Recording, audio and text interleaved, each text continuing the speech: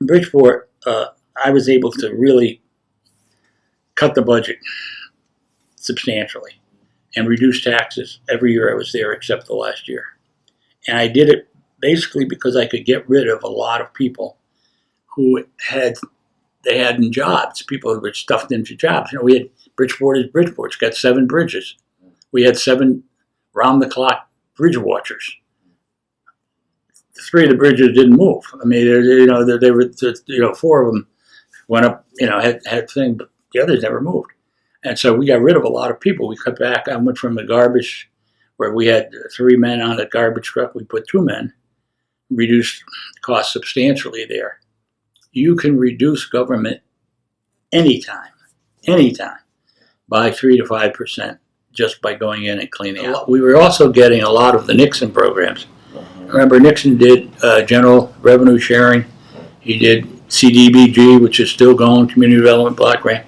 He did a whole series of programs of transferring money from the federal government to local. The general revenue sharing was the best program ever existed. And every person in the country, every community in the country, even Little Easton would get money.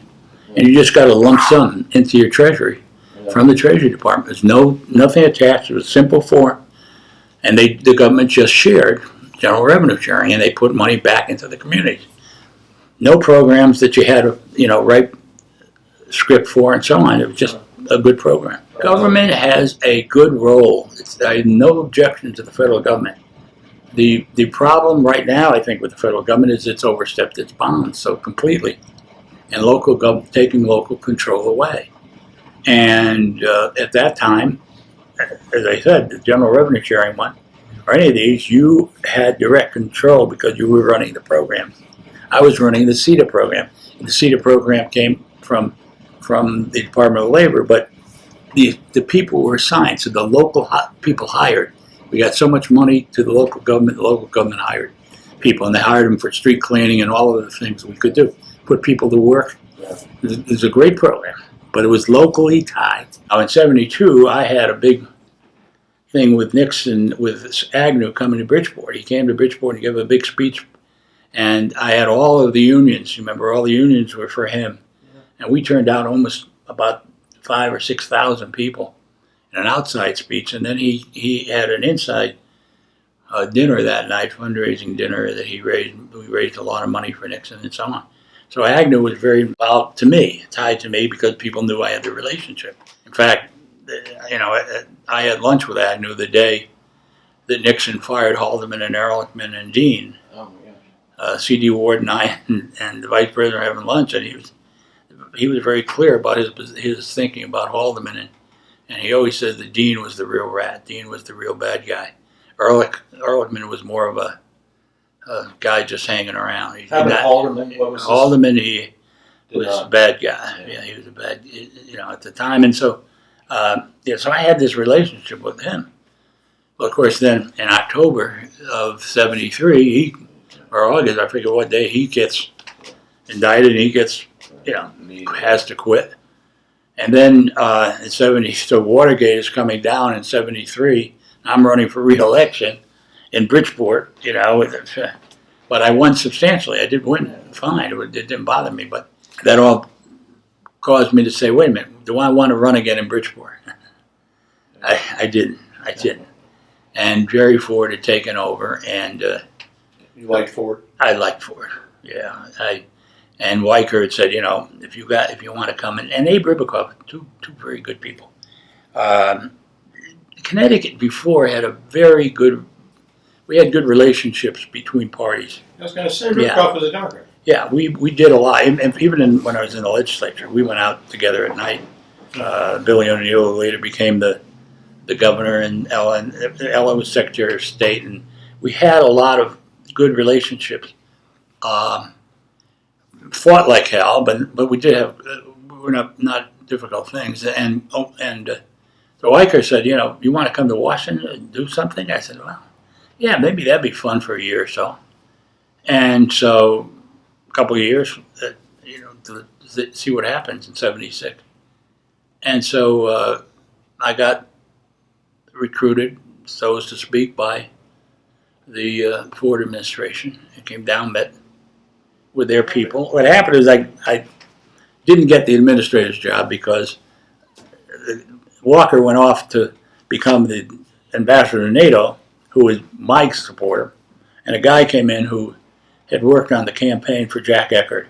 Eckert Drugs in Florida. He had run for governor in '74 and lost. And they wanted somebody who they thought was going to give them a lot of money.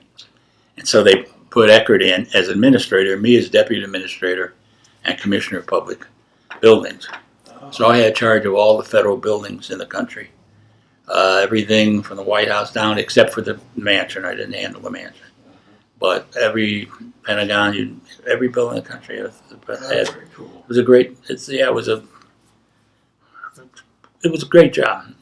Billions of dollars, new construction, dedicating new buildings everywhere, and we dedicated a lot of them during '76 for Jerry Ford. We used to do a lot of work on earmarks, and nobody's ever understood earmarks. I wish I knew better. Yeah, well, I describe it as Connecticut getting so many $1 billion for highways. Attached to that bill, the highway bill, would be an earmark that says of that money they get, they have to put $5 million in Bridgeport for such and such an event. It's no new money. Everybody thought it was new money. Everybody thought a bridge to nowhere was paid for extra money. It wasn't. Stevens wanted to develop an area, Alaska, and he took it out of it, put an earmark on it, out of the Alaska money to go towards this bridge to nowhere. And that became, of course, the symbol of everything. People lost sight of that. So what the Congress did there, they gave up their control to the administration. So what happens now is the money is given directly to the administration. It goes to the state administration. And Bridgeport has to go to the state to try and get money for the project they have in Bridgeport. It's the problem with the Dover Bridge. Okay, it could have been, that could have been an earmark. Andy Harris could have said, out of state transportation, O'Malley, when he was governor, you have to put so many million towards the bridge. They had some control. They gave it away. They gave it away. Let's be clean. Let's be, so-called clean. And I don't think it makes it that much. But, they still attach stuff and it doesn't always go. But it was really a potential for cleaning up things. Yeah. And people had arrangements. In Waterbury, there was a horrible, old, wonderful plant. It was the old brass company plant, Waterbury Brass, which was a huge operation during the war in particular. In Bridgeport, that was part of Bridgeport's strength. It had all of these factories. But it had to be cleaned up, and we needed money for that. And we worked with, at the time, Congressman Murphy, now Senator Murphy, who was on the committee, was the fellow from Pennsylvania, who was chairman of the Defense Subcommittee and Appropriations, put $15 million out of money coming to the state of Connecticut for cleanup purposes to Waterbury. It got it cleaned up. Murphy used it for re-election. Okay, is that good, bad? I don't know. Yeah. I know things done.